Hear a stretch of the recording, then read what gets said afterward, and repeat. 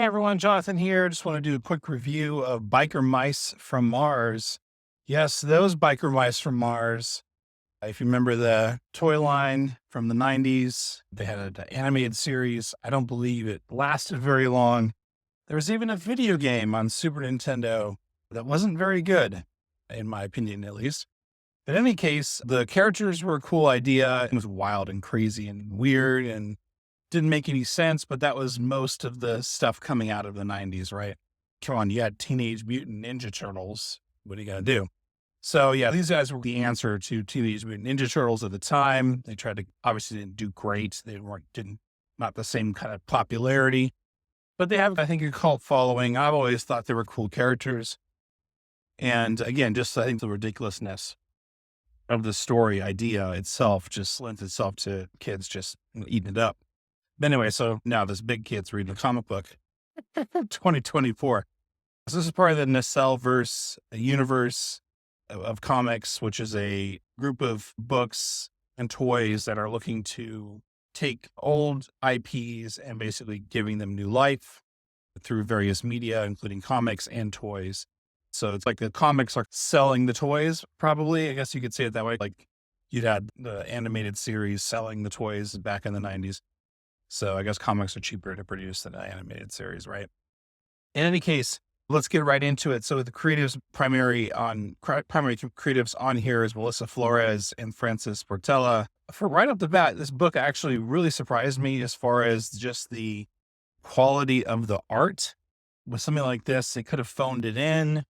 I really feel the folks behind this actually care about the source material or creating a good book, a good story. And even if it didn't have the nostalgia factor, I think it would still stand on its own.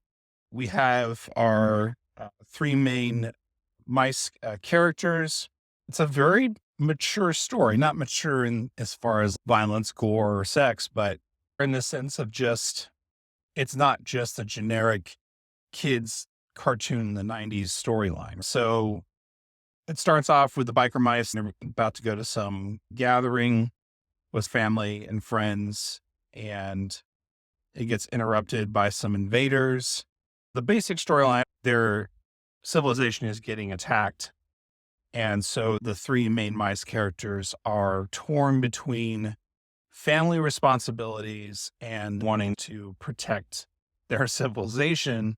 They're thinking about joining the military, or do they just hang back and protect the homestead? And one thing leads to another, and they get mixed up in a military scenario, and book is left off with a cliffhanger, so to speak, for the next issue, that the main villain is pulling the strings. He's manipulating things. He wants to take over the planet. So he's maneuvering different groups on Mars. And in one case, it looks like he has this group called the Sand Raiders that he's employing to go after another main character that's key to the security of the planet. That's where we're left off with.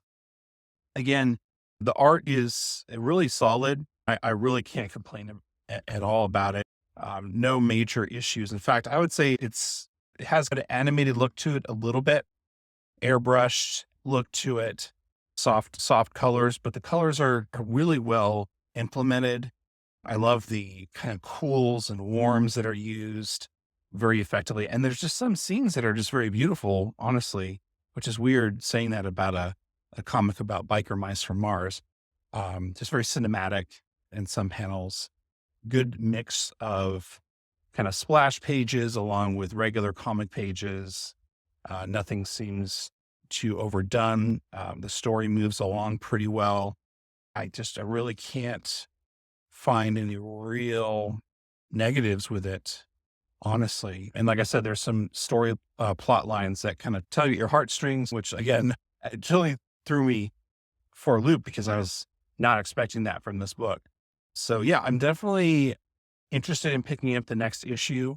Definitely was a better first issue than the other Nacelleverse comic, which was with the robots. Yeah, Robo Force, which I'm not as familiar. I've seen those toys before in the past, but I never had much familiarity. I have more with the biker mice. Probably out of all the characters in this Nacelleverse, that's probably the one I'm most familiar with. So I'll probably definitely pick up the other 2 issues. Looks like it's a limited series. I may go back for Robo Force 2 and 3 because I got my review of that one. If you haven't, you can check the channel and go back there.